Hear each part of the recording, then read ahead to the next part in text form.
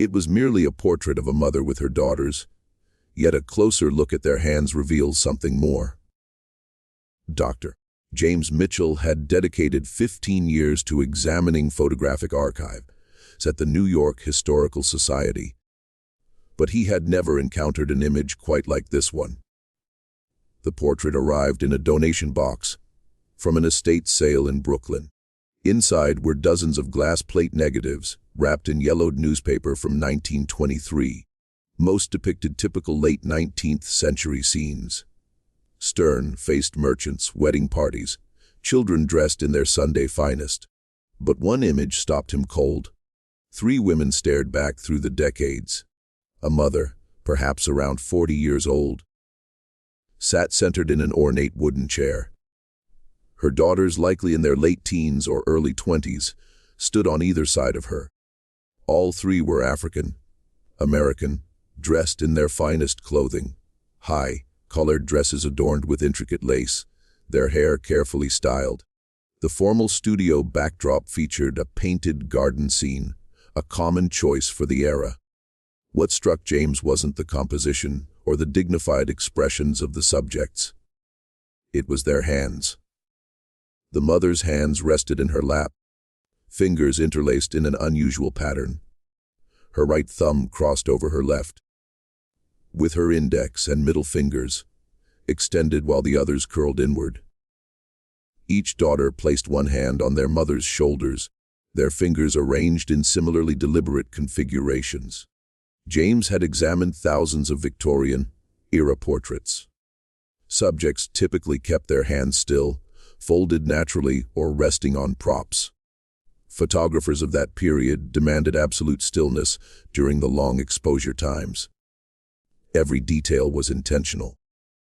These hand positions looked too specific, too purposeful to be coincidental. He lifted the magnifying glass, studying the negative more closely. In the bottom right corner, barely visible, someone had etched tiny numbers into the glass, NY892247. James couldn't shake the image from his mind. That evening, he returned to his apartment on the Upper West Side and spread his research materials across the dining table. He had photographed the glass negative with a high-resolution camera, and now the portrait filled his laptop screen with startling clarity. The detail was remarkable for 1892. He could see the texture of the fabric, the small brooch pinned to the mother's collar, even the subtle differences in the daughter's features. But it was the hands that held his attention. He zoomed in until each finger filled the frame. The positioning was unmistakable. This wasn't random.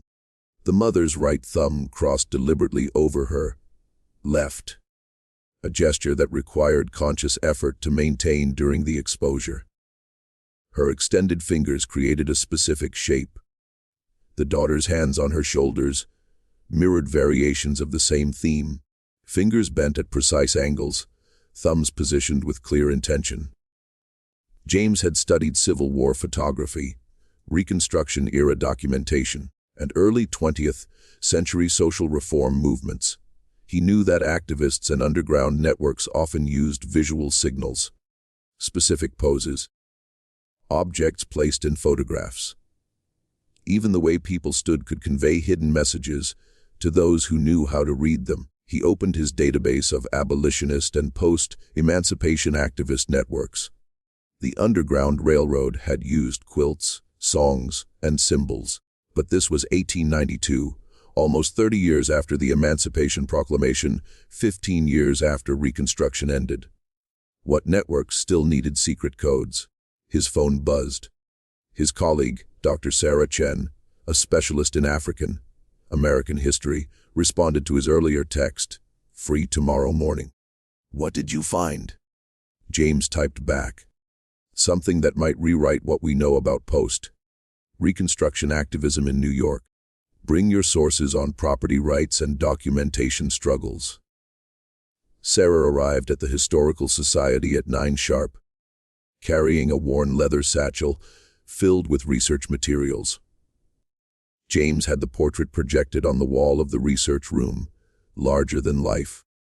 The three women gazed down at them with quiet dignity. "Look at their hands," James said, pointing with a laser pointer. Every finger positioned deliberately. Sarah approached the projection, her eyes narrowing. She set down her bag and pulled out a thick folder. After Reconstruction collapsed in 1877, African-American families in the North faced a different kind of battle. Not slavery, but systematic exclusion. Property rights, inheritance, even proof of identity became weapons used against them. She spread documents across the table, legal papers, city records, newspaper clippings from the 1880s and the 1890s. New York wasn't the progressive haven people imagined. Black families struggled to maintain property ownership, establish businesses, prove legal marriages. Many had fled the South with nothing but their word. No birth certificates, no marriage licenses, no documentation. James picked up a yellowed newspaper from 1891. The headline read, "Property Dispute in Harlem's. Family claims ownership without documentation." "Exactly," Sarah continued. "I've been researching mutual aid societies from this period. African-American communities created networks to help each other navigate these systems. They pooled resources to hire lawyers, shared information about sympathetic officials, created their own verification systems when the official ones excluded them. Secret networks," James said quietly. "Not secret in the sense of hidden," Sarah corrected. "Secret in the sense of parallel. Operating alongside official systems, using methods that white authorities either didn't notice or didn't understand." James turned back to the portrait. "What if this isn't just a family photograph? What if it's documentation? The etched numbers in the corner, NY 18922247, proved to be the breakthrough." After 2 days of searching through city directories and business records, James found a reference. Studio 247 belonged to a photographer named Thomas Wright, who operated from a building on 8th Avenue between 1888 and 1896. The address still existed, though the building had been converted into apartments decades ago. James stood on the sidewalk, looking up at the brick facade, imagining it as it had been. Wright's studio would have been on the second floor, with large north-facing windows to capture the soft, even light preferred for portraits. Research into Wright himself revealed something unexpected. Thomas Wright was white, born in Massachusetts in 1851, trained as a photographer in Boston. He moved to New York in 1887 and established his studio in a neighborhood that was becoming increasingly diverse. Irish immigrants, Italian families, and a growing African-American community migrating from the South. But Wright's clientele was unusual for the era. While most white photographers either refused to photograph black clients or charged them significantly more, Wright's advertisements appeared in African-American newspapers. His studio welcomed all customers at equal rates. Sarah found an interview Wright gave to a small progressive newspaper in 1894. He spoke about photography as a tool for dignity and documentation, arguing that every person deserved a quality portrait regardless of their background. Between the lines, James sensed something more. A quiet activism, a deliberate choice to serve a community that others excluded. He was an ally, Sarah said, reading over James's shoulder.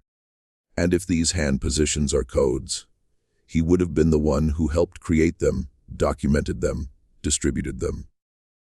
James contacted Dr.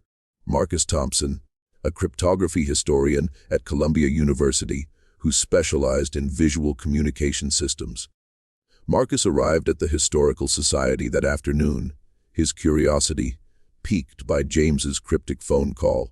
Victorian era codes often seem impossibly complex to us now, Marcus explained, examining the portrait.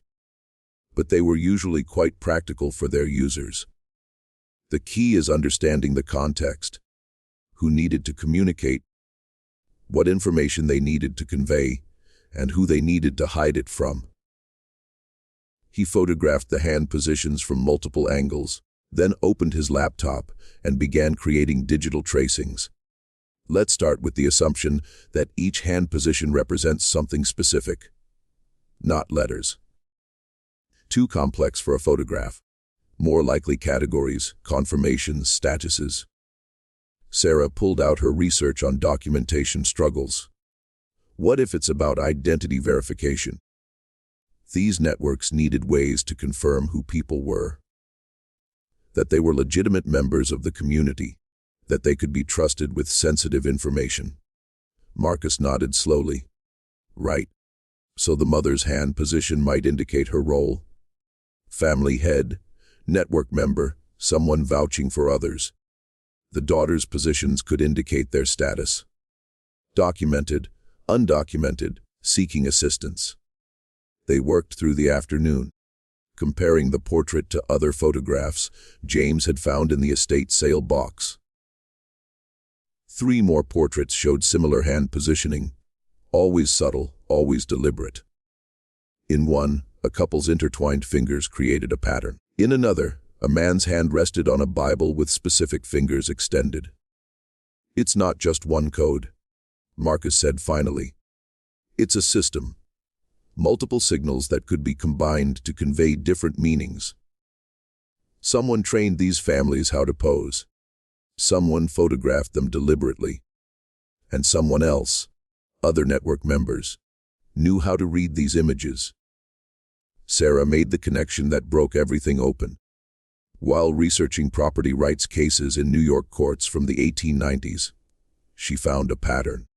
Dozens of African-American families successfully defended their property claims, obtained identity documents, or proved legal marriages, often with the same lawyer representing them. His name appeared again and again: Robert Hayes. Hayes had an office on West 34th Street. Court records showed he won an unusual number of cases for black clients during an era when such victories were rare. More significantly, he often submitted photographic evidence. Portraits of families, documentation of their respectability, proof of their presence in the community. He was using rights photographs in court. James realized, not just as evidence of identity, but as verification of community standing. These families were photographed, their images were cataloged, and when they needed documentation, Hayes could present these portraits to judges. But there was more. In Hayes's archived case files at the New York Public Library, Sarah found letters, correspondence between Hayes and other activists, teachers, ministers, business owners, discussing verification protocols and community documentation systems. One letter dated March 1893 was particularly revealing. Hayes wrote to a minister in Brooklyn, "We have expanded our photographic documentation to include 73 families. Mr. Wright continues to provide his services at minimal cost. The hand positioning system allows us to encode essential information that can be verified later. Each portrait serves as both dignified representation and practical identification." James sat back, stunned. They built an entire parallel documentation system. When official channels failed these families, they created their own, and they hid it in plain sight. Sarah added, "These portraits looked like ordinary family photographs. No one examining them casually would see anything unusual. But to network members who knew the code, each portrait contained vital information." With the network structure emerging, James became obsessed with identifying the 3 women in the original portrait. The estate sale had come from a brownstone in Bedford, Stuyvesant, Brooklyn, a neighborhood with deep African-American roots. The Historical Society's donor records provided the seller's name, Patricia Johnson, who had inherited the property from her grandmother. James called Patricia that evening. She was 72 years old, sharp-voiced, and initially skeptical of his interest in old family photographs. But when he described the portrait in detail, her tone changed. "My great-grandmother," she said quietly. "That's Eleanor. Eleanor Morrison. The daughters would be my grandmother Ruth and her sister Grace. Can you tell me about them? James asked. Patricia was silent for a moment. Eleanor was born enslaved in Virginia. Came north after the war with Ruth, who was just a baby. Grace was born here in New York. Eleanor worked as a seamstress. She was known for her skill with lace and fine embroidery.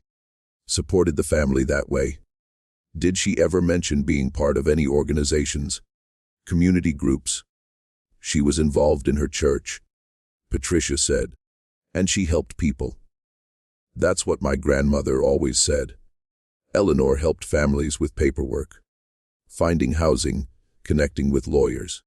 She seemed to know everyone, how to navigate every system. James's pulse quickened. Patricia, I think you're great. Grandmother was part of something significant.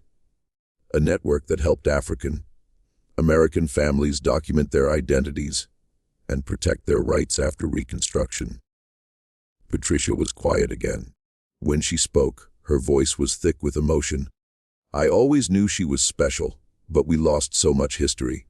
After she died in 1919, the family scattered. My grandmother rarely talked about those early years. With Patricia's permission, James and Sarah began tracing Eleanor Morrison's connections. Church records from Bethel Church in Brooklyn showed Eleanor as a member from 1879 until her death.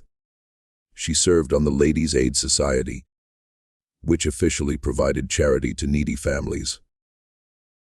But the meeting minutes revealed something more structured. The society kept careful records of families they assisted, names, ages, circumstances, needs.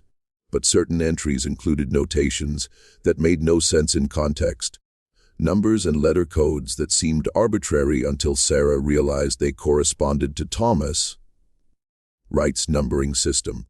They were cross-referencing, she explained to James. The church society identified families who needed documentation. Wright photographed them with the appropriate hand codes. Hayes used the photographs in legal proceedings, and the church records kept track of everything. Hidden in plain sight within charity work documentation. James found more photographs in Wright's archive. The Historical Society had acquired his entire collection in 1923 after his death, but no one had properly cataloged it. Dozens of portraits showed the hand positioning system, families photographed between 1890 and 1896. Each image carefully numbered, each one documenting people who had been systematically excluded from official records. They identified other network members, a teacher named Samuel Brooks, who helped families obtain school records for their children, a clerk in the city property office named Mary Chen who processed deeds and made sure paperwork was properly filed, a minister named Reverend James Washington, who performed marriages and provided certificates when official channels refused. Each person had taken quiet risks, used their position to help, operated within a system designed to exclude the people they served. Together they had created something powerful, a shadow archive that preserved dignity and protection when official America offered neither. 3 months into their research, James and Sarah organized an exhibition at the Historical Society.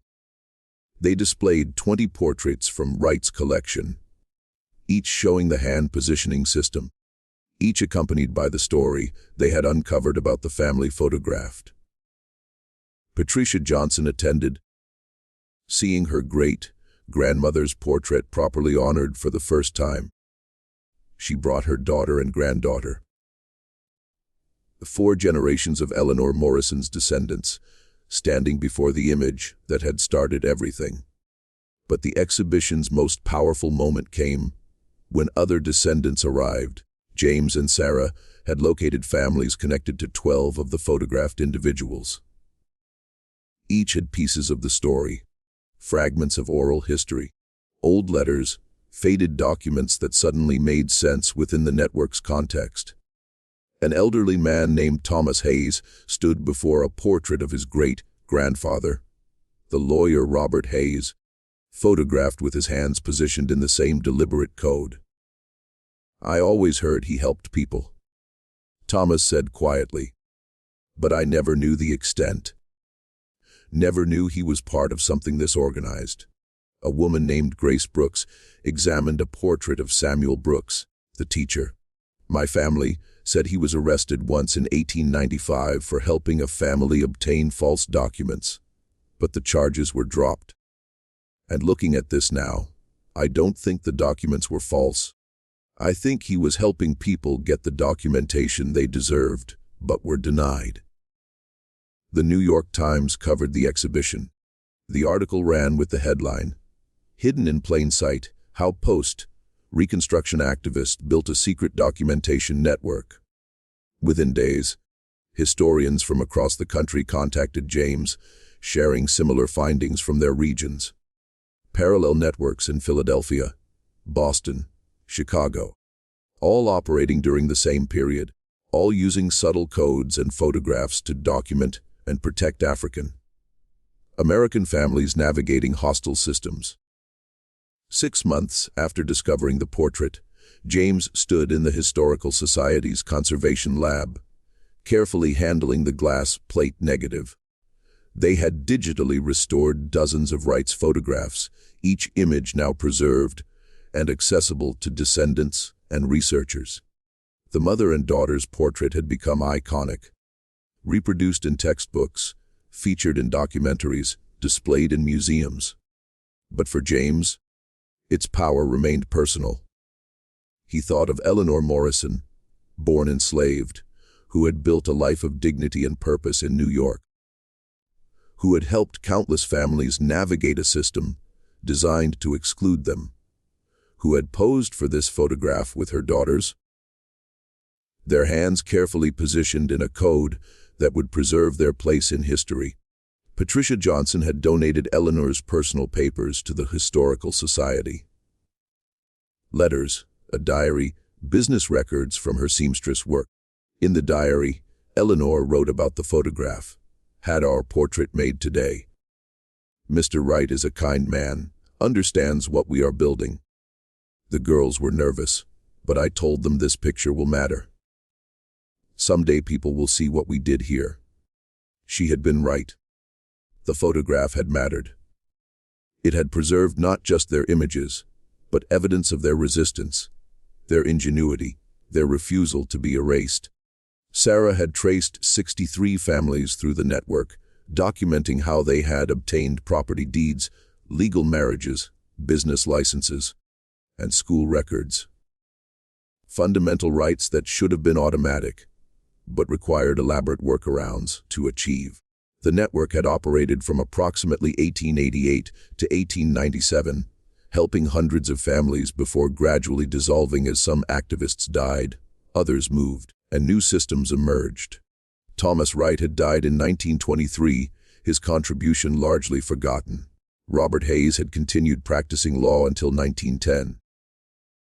Eleanor Morrison had lived to see her daughters married and established, her work continued by others. The network hadn't solved systemic injustice, but it had provided practical help to people who needed it desperately. James met regularly with descendants now, collecting oral histories, connecting families who shared this hidden heritage. The portrait had become more than historical evidence. It was a bridge between generations, proof that their ancestors had been resourceful, connected, and determined to create justice when official America denied it. He thought of Eleanor's hands, positioned deliberately in that Brooklyn studio in 1892, her fingers creating a code that would outlive her, that would carry her story across more than a century. In the end, the simplest gestures could hold the most profound truths. Sometimes you just needed to look closely enough to see.